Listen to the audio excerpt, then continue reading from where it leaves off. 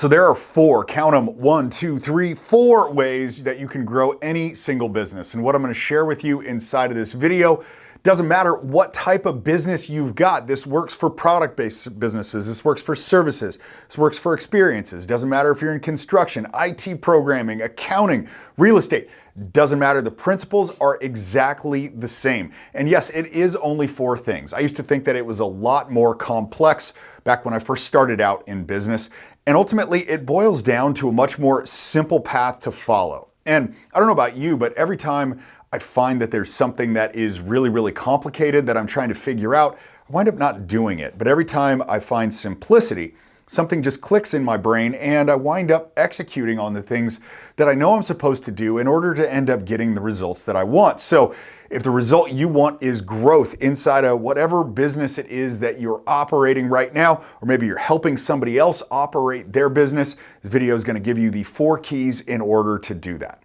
And what I'm going to share with you isn't theory either. It's not something that you learn in some business school and the teacher doesn't ever do the work that they teach you how to do. I've been an entrepreneur for over 17 years and I've built multiple 7-figure and multiple 7-figure businesses over the course of that time. So the stuff that I'm going to share with you has actually been battle tested inside of the marketplace. And I know for a fact it works because I've used it myself. I'm going to start out by sharing the entire model, all 4 steps up front with you. And then what we're going to do is go back and look at each step in a little bit more detail to make sure that you understand the concept and that it's actually something you can execute on inside of your own business. All right, so we're here at the whiteboard, which is a perfect spot for me to draw out what this model looks like. Again, we'll go back into each one of these things in a little bit more depth after I draw out the entire process, but I want you to see what this thing looks like because then it's going to give you better context for what we talk about here in a minute. So the first thing that helps grow any business is marketing.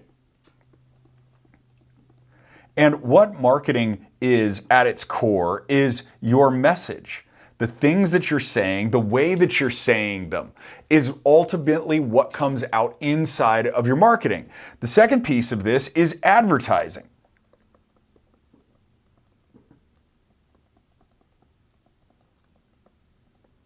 Advertising is basically the delivery system for your marketing message. So we're going to use a bullhorn here as the idea because it helps get your message out to more people. And we'll draw a little arrow to make sure that you know where we are in this process as we go along. So advertising is the vehicle that gets your marketing message out to more and more people. And naturally, you're going to hit lots and lots of people with your marketing message. And that is the idea behind advertising. It broadcasts and communicates out further than you could do on your own or just by word of mouth advertising, which I'm going to have you consider isn't even advertising in and of itself. So you're going to have a lot of people that are hitting with this marketing message, and that's naturally going to get whittled down into a few other people that are truly interested in what you have to offer, whether that's a product, whether that's a service, whether that's an experience, doesn't really matter. You're going to naturally hit more people with the message that are going to ultimately be interested in buying it. But once you get this small amount of prospects, so this is your prospects right here,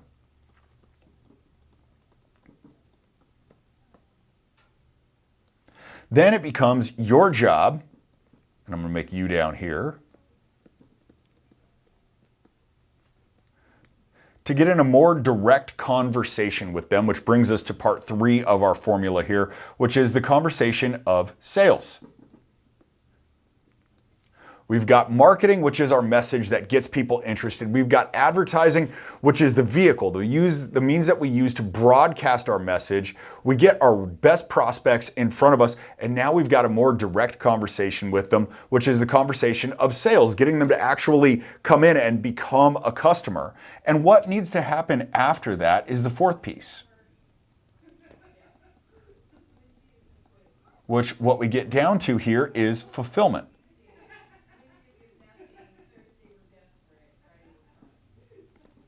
Which comes in the form of whatever it is you offer, whether that's a product, service, or an experience, is whatever you've got for your prospects. And we'll draw it out as a little package here so you guys understand. It's kind of like a gift when they get this thing. So this is it. These are the 4 things. You've got marketing, which is first. If you don't understand your messaging, then you really don't need to advertise because it'll just be wasted money. Advertising is number 2. Sales, once you get people interested in your product, that's number 3. How do you convince them, persuade them to actually buy the things that you're selling? And then ultimately 4, we get down to fulfillment, because you've got to be able to deliver on the promises that you make inside of your marketing and inside of your sales conversations if the customer is actually going to continue doing business with you. So we've got our model here of our 4 critical things. Now let's go and have a little bit more in-depth conversation about each particular piece of this. Let's break down our first big piece of the puzzle, which is marketing. If you just did a Google search for the term marketing, you're going to get almost 2.8 billion hits in less than a second, because that's how fast Google looks for things. But that doesn't really give you a lot to go on. And before I understood marketing, I really was looking at it wrong, and I never really understood what motivated somebody to go from one spot that they're in right now to a new spot, because nobody's going to buy from you based on where they are right now. If everything was all right in their lives, they'd have no reason to be searching for the product, the service, or the experience that you've got to offer them, and that would greatly benefit their life in whatever way that you choose to help them out. The issue became for me that I would always be thinking about how good the product would be, like the thing that it would do for the person, whether that was helping them lose weight or make more money or have better relationships or whatever it was that I was offering. I was always thinking about better. I was thinking about where it was going. But then I recognized that human psychology doesn't allow us to really latch on to that idea of better. You and me both, we're both wired the same exact way, which is to minimize any pain or discomfort that we have and maximize the pleasure, which means that we will move much faster away from pain than we will towards pleasure. It's why you rip your hand off of a hot stove if you accidentally touch one really, really fast.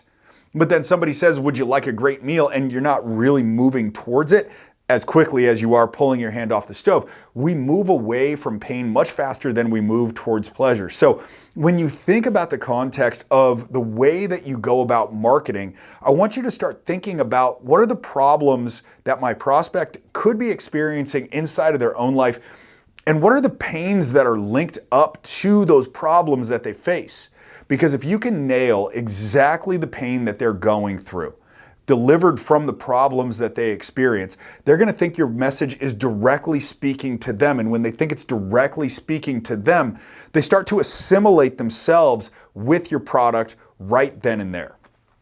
Let's talk about advertising, because a lot of times people mix up advertising with marketing or even sales sometimes. But advertising is simply the vehicle for your marketing message. I drew out the bullhorn. Picture that exactly as what advertising is. It's just a means to make more people hear about what you say than any other way that you would go about doing it. A lot of people that I speak with wind up being on what's called word of mouth advertising, and I was on word of mouth advertising for a long time myself. There are a number of problems with that. It's one, super slow, and two, really just generated based on your own little geographic area. And there's no way that you can create predictable revenue by word of mouth advertising, because you can't control when people are going to share something about your business or not. And so the way to create predictable income inside of this, predictable traffic to your website or to your storefront or wherever it's going to be, is through paid advertising. Before you even start advertising though, before we even start talking about any of the vehicles, if you haven't advertised before, the first thing that you've got to get clear on is how much you're willing to pay to acquire one single customer, which is also going to require you to know what your value of each customer that you get is going to be. It's called lifetime value of the customer. If you can figure out what that is and then pay less than that to acquire the customer, then you're going to wind up with a profitable equation when it comes to advertising. Now, the number of different ways that you can go about advertising have dramatically improved over the past 10 to 15 years with the advent of heavy use social media. So we can now advertise in a really targeted way on Facebook and Instagram and YouTube into a spot where we know exactly the type of prospects that we're going after. We know their age range, we know their income range, we know what they're interested in, what books they like to read, which TV shows they watch. which personalities they follow, and generally what their income is to make sure that they can afford our products and services and experiences.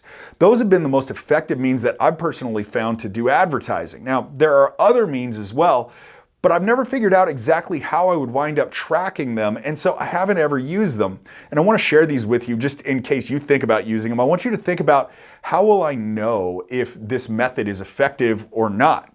The first one I think about is radio. I'm driving along in my car and I'll hear an ad on the radio, but then I'm not sure that I'm going to remember exactly what it said and what I'm supposed to do as part of the call to action in that ad. The same thing happens in TV, because I'll sit there and I'll watch TV, and when there are ads on, because most of the time I watch streaming stuff now, I won't really take the action that I'm supposed to take because it's directing me to a website or it's directing me to a phone number, and I'm simply not doing any of that. So the advertising methods that are going to work best are going to be ones that you can track and measure. If you can't track and measure it, then it's really not going to help you because you won't know if it's effective or not. And if you can figure out a way to track TV or radio, then by all means go about doing it. But you need to understand what each ad vehicle costs you to get a customer into your universe. And if you can figure out what that is, and it's less than the lifetime value of that customer, you've got a home run. Because if you put $1 into some ads platform and you get back $2, you've got an unlimited ad budget and you just can't spend it fast enough. When most people think about sales, you probably think of a used car salesman. And while I'm sure there are people out there like that, really good sales doesn't rely on those types of shady tactics that will wind up getting you to, what can I do to get you buying this thing today? Right? That never feels like a good conversation. Nobody wants to be sold to, but everybody wants to buy. And so it's helping the prospect understand what they ultimately want versus what they currently have that creates a space for them to want to buy the product. And the simplest way to do this is to help them see what's called the gap between what they have right now and ultimately what they're going to get if they wind up buying the product. So it's a highlight of understanding why they even knocked on the door in the first place, or why they clicked on the ad in the first place. What made you reach out to us today? It's a very simple question to ask at the beginning of any sort of sales conversation. What made you reach out? Chances are, in that response that they're going to give to you, they're going to tell you everything that they want to hear in order to make the purchasing decision that they called ultimately to make when they picked up the phone and called you in the first place, or clicked on one of your ads to see whatever product, service, or experience that you offer. A big part of sales too, in understanding your prospect, is trying to figure out what they've already done to try to solve this problem. Chances are, whatever problem they're coming to you with and trying to solve, you're not the first person they've reached out to try to get that solved. You want to figure out what it is they've already done so you don't offer the same exact solution, because if you offer the same solution to something that they already know has failed, chances of you making the sale go down significantly. And you got to be really, really good at persuasion to get that one back on track. The next piece of this is to sell the end destination, not the way to get there. Nobody cares about the specs of your product or the different features of the experience that you have or the way that you deliver your service.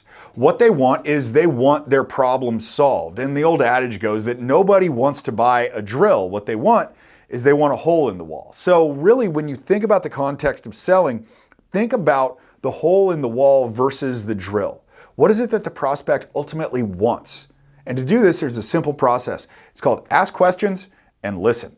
There's your shortest course on selling that you're ever going to get. Probably one of the most effective that you're also going to find as well. Just ask your prospect questions and listen for the answers. Let's move on to the final piece of this puzzle, which is your fulfillment. This is the delivery of the product, the service, or the experience that you ended up offering in your marketing, solidifying in your sales after you megaphoned it with your advertising. So now you've got somebody that has actually made the purchase. They've given you a purchase order. They've given you their credit card, or they've given you cash.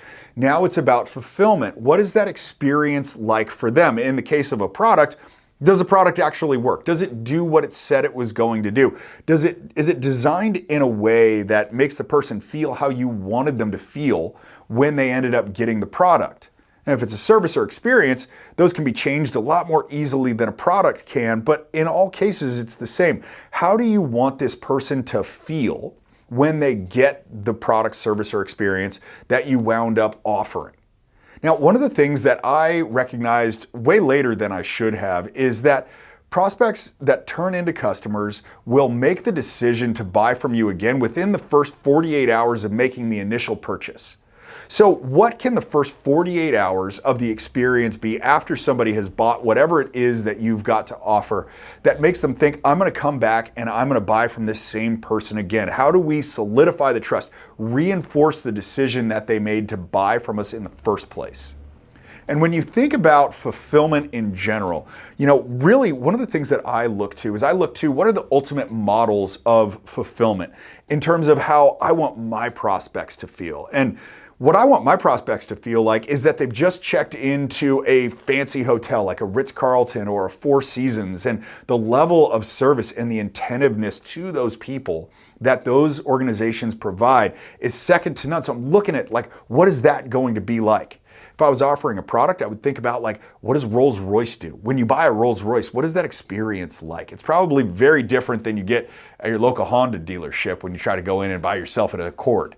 So it's massively different, and how the prospect feels in those things is going to be what helps them make the decision to come back and buy from you again. Now, if you're watching this and you have a low price product and you think, I don't have the resources to provide a Ritz-Carlton level or a Rolls-Royce level of experience, that's okay. Think about in the confines of how much you can allocate towards the product experience. What does that look like? A handwritten note from you to somebody that buys your product goes a long way. It goes even further than just some of the touches that you might even find at a Ritz-Carlton or if you buy a Rolls-Royce. Let's wrap this up so you can actually go out into the world and implement what this is. And here I'm going to give you guys things to think about and things to do to line yourself up, actual actions that you can take in order to level up and grow your business bigger than it is right now based on the framework that I've explained inside of this video. So remember, piece number one of the framework is marketing. And what I want you to do is think of 3 problems that your prospects experience and the pains that come from those problems. If you do that, you're going to be well on your way to having a powerful marketing message that's going to rise above the noise and all the chaos in the marketplace that is competing for your prospects' attention. Next up is how we amplify the marketing message, which is done through advertising. All the different mediums that you can have for advertising. What I want you to think about and actually do in this is, first thing is think about how much each customer is worth to you. Get it clear on how much money your company makes based on one customer coming in the door. Once you've done that, then I want you to think about, what could I pay to acquire this customer? If I know that each customer is worth $1,000 to me, am I willing to pay $500 for that customer? $750? Or maybe I'm only willing to spend $100. But you've got to get clear on that before you even dive into ads, because ads get expensive fast. And if you don't know that basic equation, you're just going to be lighting all of your money on fire. Third piece of this, after our powerful marketing message was delivered into the marketplace with our ads, now we've got prospects, we're getting into conversations with them, which means that we now are in the mode of sales. We're no longer prospecting, we're no longer marketing, we're actually in a direct sales conversation that says, we're just about ready to buy whatever it is that I'm selling. Now, in this, what I want you to do is just create a basic script with a few questions, which is, what made you reach out to us today? And understanding what the prospect says after that question is really how they want to be sold after that. I want you to know, what have you tried before? We've got to figure out what that is that they did. Then figure out what your hole in the wall is. I use the analogy of nobody wants a drill, but everybody wants a hole in the wall. So figure out exactly what that is for you. What's the utility, the thing that people get that they ultimately want out of your product, service, or experience. And you're going to outline those things in just a general sales script. And the final piece, don't forget about fulfillment, because whatever you do in the first 24 to 48 hours after the initial purchase makes all the difference in them coming back to buy from you again. So how can you create a special experience? And what I want you to do is, in the next 24 hours, brainstorm 2 to 3 ways that you could go about providing an awesome experience for people as soon as they decide to buy from you. And this can be dependent upon whatever resources you've got to allocate to it. Anything from really expensive things to things that only take you a few minutes of your time. But whatever it is, get clear on 2 or 3 things that you could do to make your fulfillment experience and your customers feel really, really good for buying your product. That's really it. If you just do those 4 things that I shared with you inside of this video and then all the calls to action we just went through, I promise you, you're going to be light years ahead of 99% of other business owners out there that are relying on word of mouth to grow. Yours is going to be a lot more predictable, it's going to be a lot faster, and it's going to be a lot more fun because it's more fun to have a business that's growing versus the frustration of a stagnant one. So implement these things today. Don't wait another week. Do it now.